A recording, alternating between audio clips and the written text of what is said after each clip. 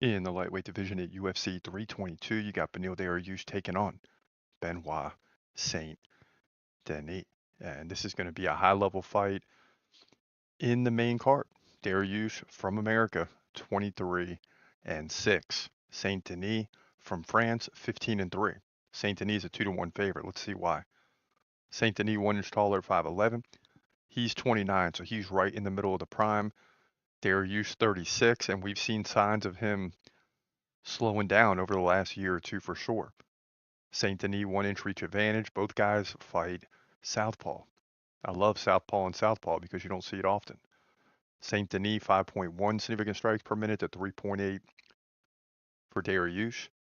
So Saint Denis more active on the feet. He also doubles up Dariush on takedowns. He lands like a takedown and a half per round in the octagon. Dariush gets 2 over 3 rounds. So takedown defense is going to be highly important here. Dariush 82%. Takedown defense very good.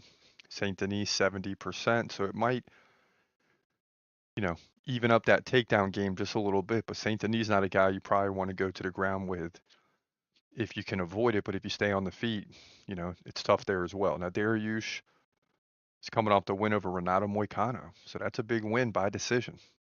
All right, he lost to Arman Sarukian, Charles Oliveira, both by KO. Beat Mateusz Gamrot back in 2022 by decision. Tony Ferguson, you should beat him. Diego Ferreira, split decision. So when you consider the only 2 fights he lost were against look what Charles Oliveira did in his last fight. We know how good Arman Sarukian is.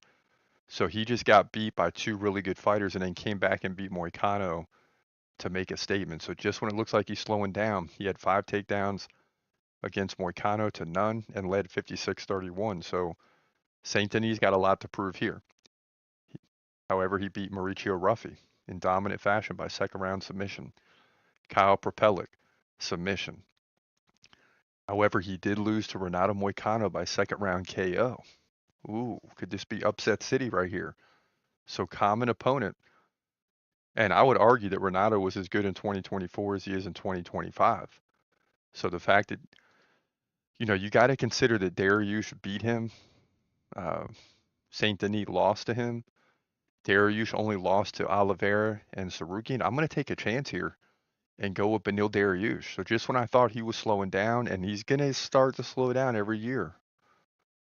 But when you're beating Renato Moicano, and, if you take away the top 2 contenders and Oliveira and Sarukian, he's basically hasn't been beaten. So you might think he's slowing down. I sort of do. But when I look at this matchup, I think he can get the job done here.